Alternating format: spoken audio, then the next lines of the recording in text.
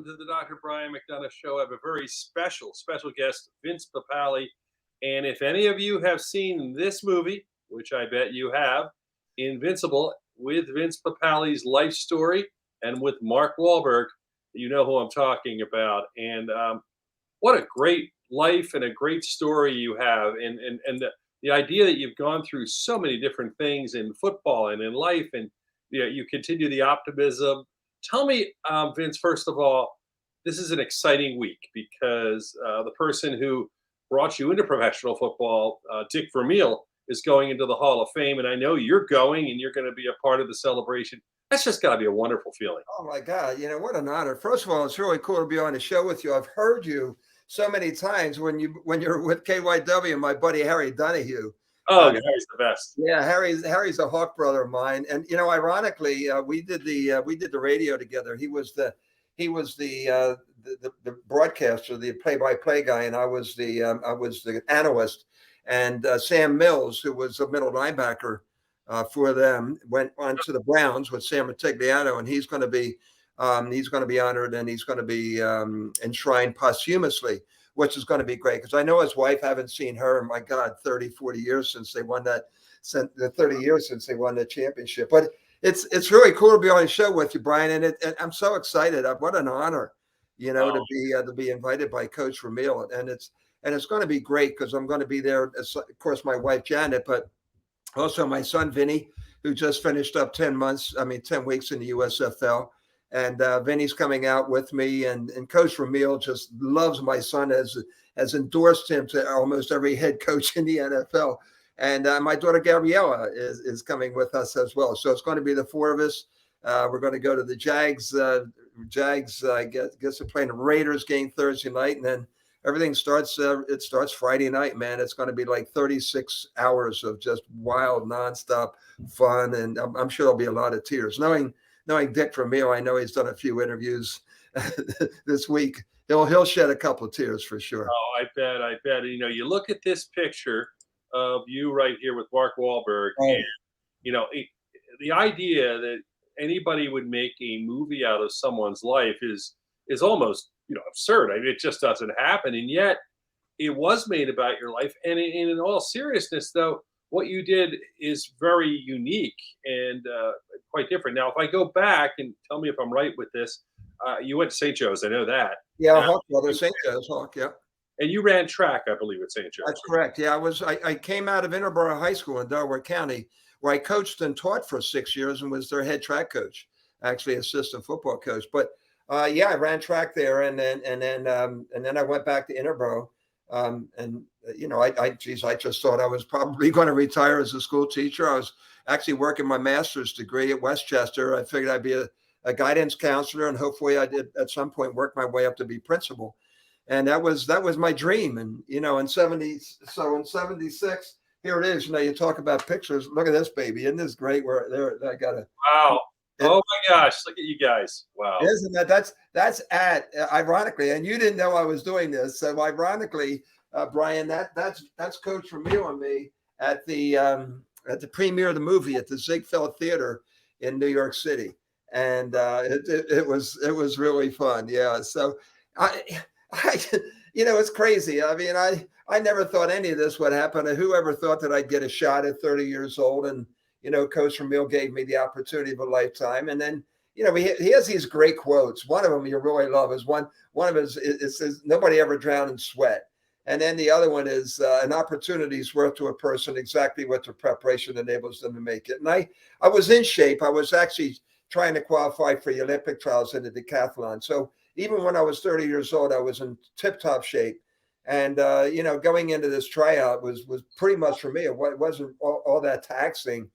From a physical point of view. It was, you're being evaluated, but I knew I caught the coach's eye when I ran that 40-yard dash. And then he said, "I throw the ball to him," just like in the movie. It was pretty much the same as it was. Yeah. Throw a few to him. And that was just like me playing in those rough touch games that I was playing that you saw in the movie, which was, that really did happen in Delaware County. And, so it just all led to that. So I assume you played football in high school, and then you were coaching. 1 year. Yeah. 1 year. Yeah, they said I was too small. When I was 14 years old, I wasn't even 5 feet tall yet. And, when I wound up playing, I was 6'2", the buck 98.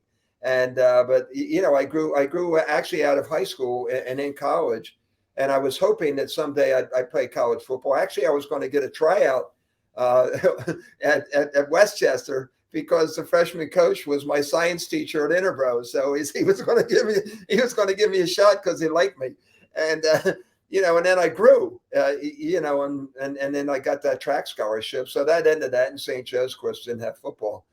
Right. But, I went to LaSalle, same thing. Not that I would have played football, but I remember a lot of those schools did not have football at that time, nor they now, actually. But so you went to St. Joe's, you ran track, and then, of course, you loved football and were still playing it, as we saw in the movies. You were playing the evenings, rough touch. And right. were the games as rough as they are in the movies? I get the sense they were if it's Philly, but tell me a little bit.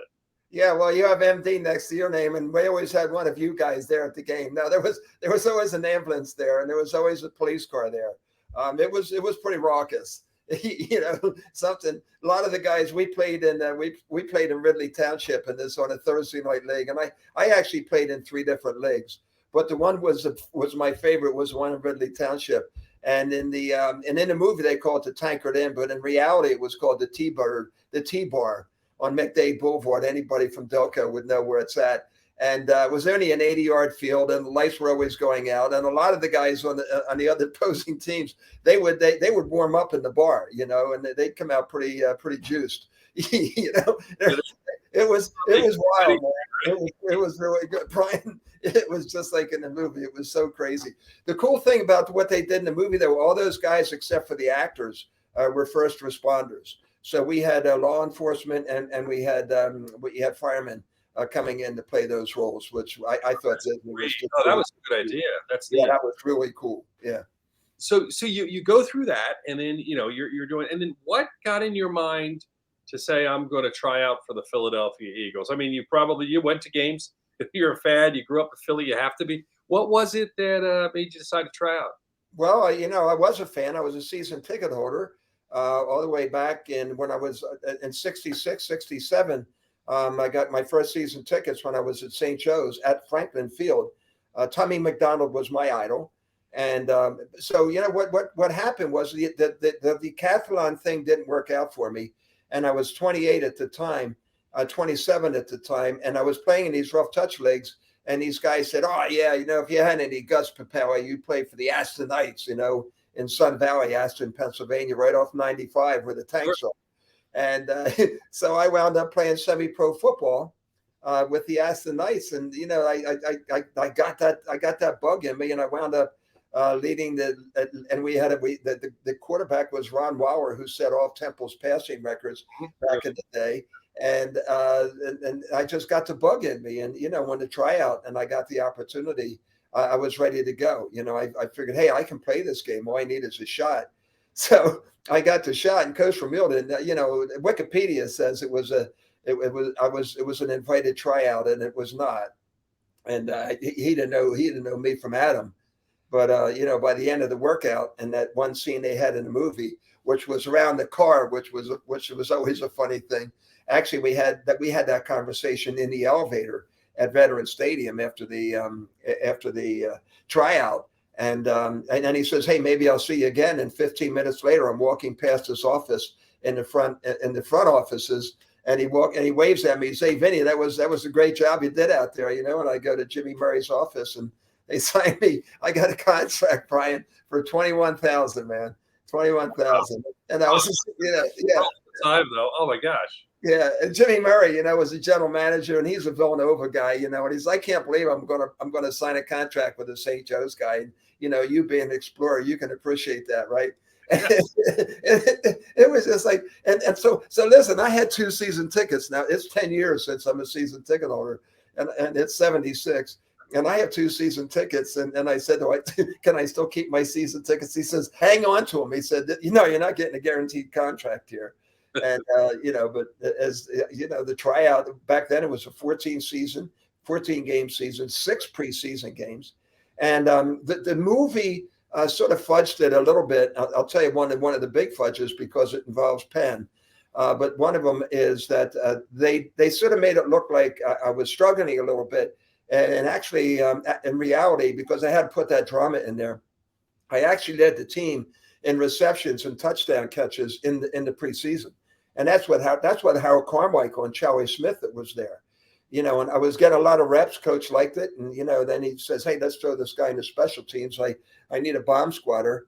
I'm going to be, if there's five wide receivers, I'm going to be the fifth wide receiver on the I remember. That's okay. That's okay. I'll take it. I was going to say, what I remember about Vince Papale, I definitely was you going down on kickoffs, and you always seemed to be the first one there.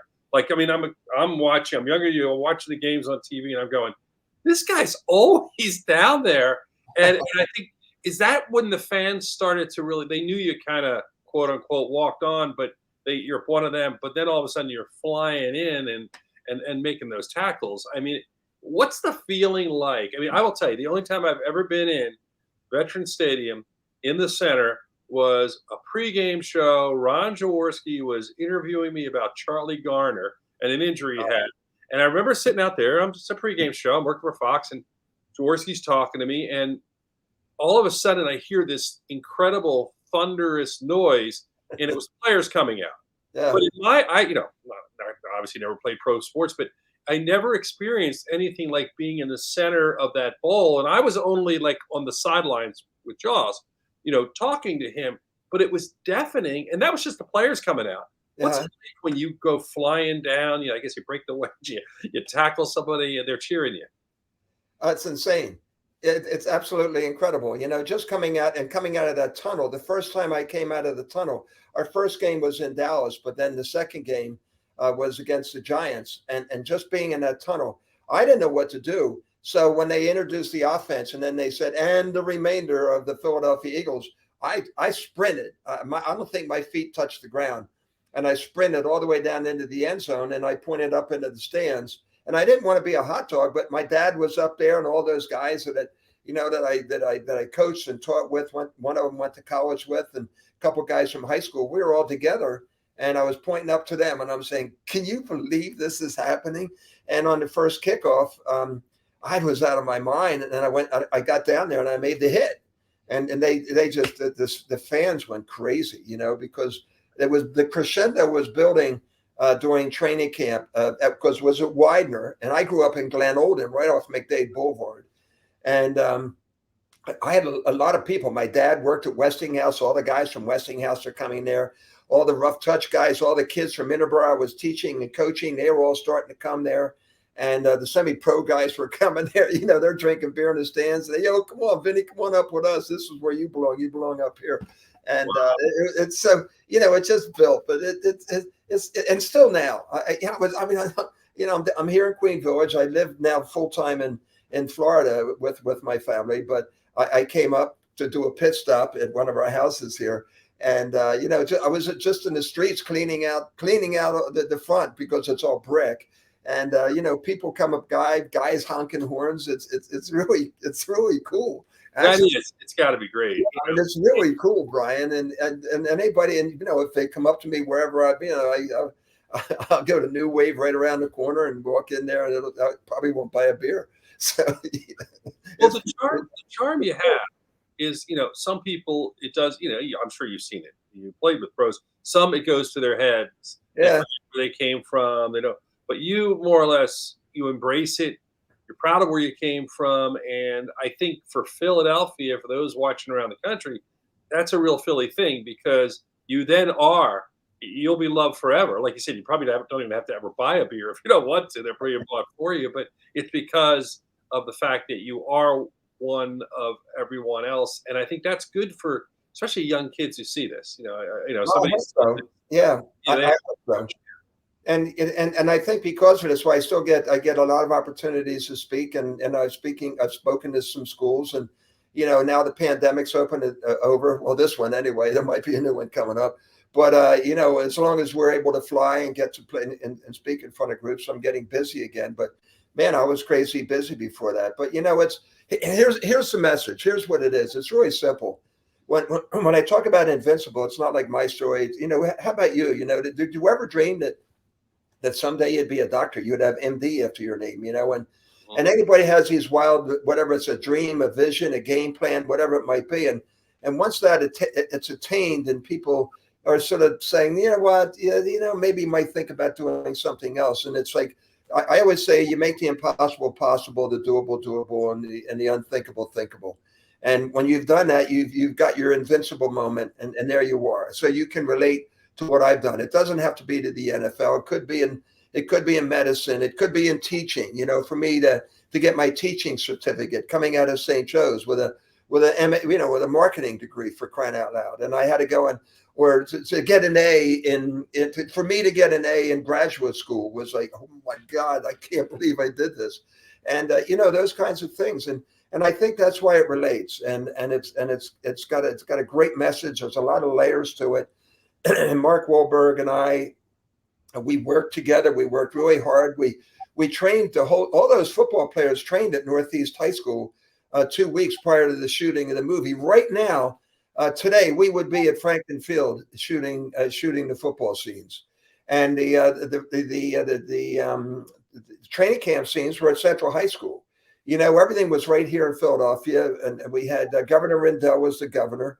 And Frank Rizzo, was after Frank, but he was around. It was just, it was Philly at its best. You know what I'm saying? And when I was playing, it was Philly it was at its best, and it was just so much fun. The fans were great, and I'm just so grateful for them. And I came from nothing. I mean, my mom and dad never got beyond the 8th grade. My father was a pig farmer in Fallcroft. I mean, for crying out loud. I worked at Westinghouse all these years, and I'm just so blessed to say I'm a Philadelphia Eagle. Hey, speaking of Penn, can I tell you that one thing about the movie that was the one thing they did, and that's my love interest, and that's my wife Janet Kale. Well, we're gonna be celebrating our 29th in a couple of weeks. Janet was the gymnastics coach at the University of Pennsylvania when I first started chasing my dream. She was 21 then. And they have her portrayed in the movie as a Giants fan and a bartender. But in reality, Janet and Kathy Rigby were teammates on that Olympic world team back in the early 70s. And Janet, her jersey has got USA on it, which is pretty cool. That is really cool. Yeah, she's coached and taught over the world. So here's the deal: we had to get the NFL's endorsement, the branding rights. So the guys that did our movie are the same guys that did Miracle and Rookie. And so they went to the NFL and they turned us down. We've already got our sports movie, and then they just kept hammering them. And then they fight. All right, but here's the compromise. We want his love interest because it was New York, NFL New York. We want his love interest to be a Giants fan, and he throw her in as a bartender, and she signed off on it, and that's pretty cool too, because everybody asks me, and when I get out and speak, I have a whole thing about it. When it goes. So the irony is that I was at Franklin Field. I did all these things, and we never met until 29 years ago, and here we are. So, and it's interesting. You tell that story. I can tell you're so proud of her, and yet, she cares enough about you. She said, "All right, fine. I'll put myself in a different role to make this happen," which is kind of cool too. Because a lot of people might have said, "Wait a minute, I'm the Olympics, I'm this, I'm that. What you're not going to ruin me in a sense or change my image." She was fine with it and going with it, which I thought is pretty cool too. Yeah, and it is cool, and the kids, our Gabriella, Syracuse grad, Vinny, student athlete, and they've both done well. But when they were growing up, it wasn't easy. They were bullied a little bit because they were successful in a lot of things they did, and everybody's thinking, when they're not, that this happens all the time, jealousy. They had to deal with that, but now they're mature, they're grown. We're all together in one happy group. We actually have a real estate group right here in the 2-state area, and in Florida, tri-state area, called the Papale Group. And all my 2 kids, Gabby, Vinny, and Janet, we're around. So anybody needs a house, you come right to us. But That's right. that's it's really cool. And we have our Philly roots here, and a lot of people are coming down to where we are in Florida. So we've got a pretty good group of Delaware Valley Eagle fans down in Jupiter, Florida, where we live full time now. Well, you're so generous with your time. I have 2 questions. One was the Hollywood experience. I want to ask you first. What was that like? Apparently, Mark Wahlberg's extremely nice person, and you got along well. But What was it like to, be around the set and seeing what's going on and actually, having someone play your role, which is kind of interesting too. It was pretty intimidating. The first time I walked on the set, it was at Franklin Field, and you saw all this stuff. The cranes were there, everything's there. You see all these cameras, and I saw Mark right away, and I hadn't met Elizabeth yet, and then I got a chance to meet Elizabeth right then. But it was just like, and then there were 5,000 people in the stands, and they were the extras, all dressed up in Eagles gear from 1976. Now understand, this was all happening in July and August, and it's like 90s, and they're all in this winter gear, which was pretty funny. But that was crazy. But I'll tell you, the real Hollywood experience was actually going to Hollywood and going to Disney and going to Santa Monica and being there and being at the ESPYs and being at parties for the Oscars and being invited to all these really crazy, wild things. And my favorite movie, other than Rocky, is Rudy's a good buddy of mine, is Miracle, without a doubt. And for me, when I went out there and they brought me out and I got a chance to meet not only the real guys from Miracle, but also the actors from Miracle. To me, that was one of the greatest thrills I've ever had in my ever to have in my life, to be a part of that and to experience that, and it's just, there's so many great things have happened. I had the opportunity to travel around the world, and I'm even knighted by I'm a Cavaliere in Italy. I mean, I'm still doing this, Brian. I'm just this kid from Glen Olden, man. Edinburgh Buccaneers. Well, you appreciate it, and that's what's so great about it. You still enjoy it and you appreciate it. My last question is: now you're going to the Hall of Fame with Coach Vermeil. Your relationship with Dick Vermeil. How do you describe it? I mean, clearly you had to earn his respect initially. He didn't even know who you were, but as it's gone over time, and it's clear you're now friends and you've been through a lot. You went to a movie premiere together. How does he view all this, and what is your friendship like these days? We are very close, very, very close. He loves my family. He invites us to everything. After the event in Canton, Ohio, we'll be coming back, and I'm going to hit the Jersey Shore, because that's where where as kids we always went to the Jersey Shore in August. And my dad would just save everything up for 2 weeks in August, to go down. We were a Sea Isles family. Yeah. Well, we did the Sea Isle thing, but we're going to be all over. But Coach Romeo is just so special to us and my family, and he loves Janet, and we talk all the time. I ask him all the time for advice, and that picture I showed, it was when we were at the premiere of the movie at the Ziegfeld Theater, and I was sitting right behind him, Brian, and he wouldn't go to any of the screenings or any of that stuff. He says, "I'm not going to go," and he's so stubborn sometimes. I'm not going to go until we have the real movie. So he's up there, and I wasn't even enjoying my movie, our movie, because I wanted his endorsement. I wanted his approval so bad. And then finally there was this one scene, I don't know what it was, but he reached over and he got a tissue from his wife, Carol. And that was it. I knew I had him, so when somebody says, "Well, what'd you think of the movie?" He says, "Well, it's not a documentary." but you saw the emotion when he saw it. So and so anyway, what I was leading to, there's going to be a great dinner at the Live Casino for the boys club and girls club. Dick's a big wine enthusiast, Calistoga wines, and out there in Napa, and we're going to be sticking around afterwards and just using that as an excuse to go down the shore in between Canton and then. But we're going to be coming back. We're going to hang out for that big event with Coach Vermeil. So if anybody's in the Delaware Valley, you don't have to be there, but just go to Live Casino on the 18th of October, and just give Dick Vermeil a rousing round of applause. 18th of October? 18th, okay. Yeah, 18th of August. I thought you meant August. That's why I was double checking. 18th of August. But you know what? He's just so pure. Mm-hmm. And he's the ultimate millennial man. I mean, this guy, he works out still. He hunts. He golfs. He loves his wine. He loves music. I mean, he's fantastic. And aside from my parents, and they're a Mount Rushmore, and my high school teacher, and I have to mention George Corner. I love you, George, my high school coach and teacher that gave me what I needed. My mother was suffering from mental illness when I was growing up, anxiety and depression, and she was in and out of Haverford State Mental Hospital when I'm growing up. And George Corner took me under his wing, and if it weren't for him, I would never have gotten to where I got to even be that person to meet Dick Vermeil. And between those two men, I owe them everything, and I'm just so appreciative, and I love them dearly. And yeah, I wouldn't be talking to you right now if it weren't for them. Wonderful stories, and enjoy. I know there's a piece of you. I'm going to enjoy the Hall of Fame as much as he does. I think, because I know there'll be a tear to in my eye. Yeah. But you know what's really cool, Brian, is to see the joy in my son Vinny.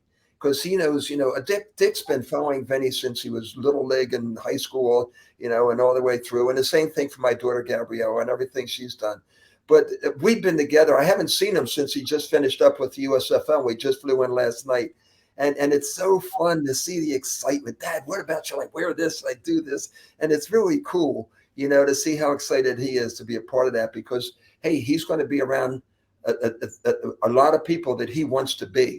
And this is going to be a great, great experience for him. So you'll have a lot to talk to him about, but I will tell you, we have a Vermeil story in our family. My youngest daughter went to Penn State.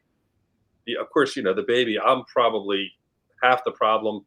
Like she's anxious to get out of the car and begin her first day. And I'm like, you can stay with dad longer. If you want. I mean, we're dragging this thing out and my mom's, and my wife's saying, just let her out. She's got to go to school. But you can tell she was really scared. She's walking down, and I see her turn to somebody. And after that, she never looked back. But I said, who was that? And it was Dick Vermeil's grandson. How about that? Who was going, and they knew each other, from high school. Isn't that great? And they just kind of like hung out. She said she hardly saw him, over 4 years here and there. But that particular first day, it was so important because they both kind of, oh, you're somebody I know. And at that huge campus, they talk. So, she always makes a point. Oh, Dick Vermeil, I know his grandson. Isn't that great? Well, ironically, Janet's she's a Penn Stater, Nittany Lion. Yeah. Oh, I will tell you, she had such a great experience at that school. Yeah. It's the best. So I got to ask you, how did you feel when you drove away for that first time? When I dropped my daughter Gabrielle off at Syracuse, man, oh man, I had a really rough time. I was very quiet, and she was our youngest. She was the baby, and I was just devastated, like, and like, should we call her? I was like, I think she's all right. And it says, all these guys on campus, who are they? and she's like, just, you're here. And it was funny. I will tell you, I don't have the image, but it's a great story. I was really worried about her. So my son was at Pitt at the time, and I said, let's go to a Penn State game. And this was 2 weeks in, because last I saw her, she was really shy. And I drive all the way to Pitt. I come all the way back to Penn State, like this ridiculous trip to go to a game. He shows up, she meets us, and she's got like a paw on her face, blue and white outfit, and all this stuff. And my son's like, you got nothing to worry about, Dad. And then he goes, maybe I should be talking to her, not you. And we were laughing. But that's great. That was such a cool feeling, when you see them happy. Yeah. It's great, but you are so true. It's the only thing that was tougher was my oldest who's married. I thought I had it made, but watching her walk down the aisle, like that was where I was like, boom. I was like, I said, this isn't so bad. I'm good. And then immediately I looked down that aisle, saw her husband or her future husband. And so there's a lot of those emotional moments in life. Yeah, it is. Isn't it beautiful though? That's when I speak and I ask what drives you and what makes you do the things that you want to do to get to that next level. And it's without a doubt, it's my family. It's those three. I can tell talking to you and Vinny. I can tell talking to you like 8 or 10 different times it came back to your family and what you're doing, and the fact that you share these times says something too. Oh, it's something we'll never forget, and I know he's gonna. I just know we're just gonna be. It's gonna be so cool. I'm beyond myself. I cannot wait to go. So we're gonna be stopping at Pittsburgh tomorrow night That's good. To see one of our family members. So it'd be pretty cool. But yeah, this is really cool to hang out with you, man. I could go forever and tell you some great stories. This was my honor, and I really appreciate joining the show. And and really have a great time. You earned it, and I'm sure you're going to love it. Be safe. Thanks, Brian. Appreciate it, buddy. Appreciate it very much. Thank you. Fly, Eagles, fly. Let's go, Eagles. The Dr. Brian McDonough Show.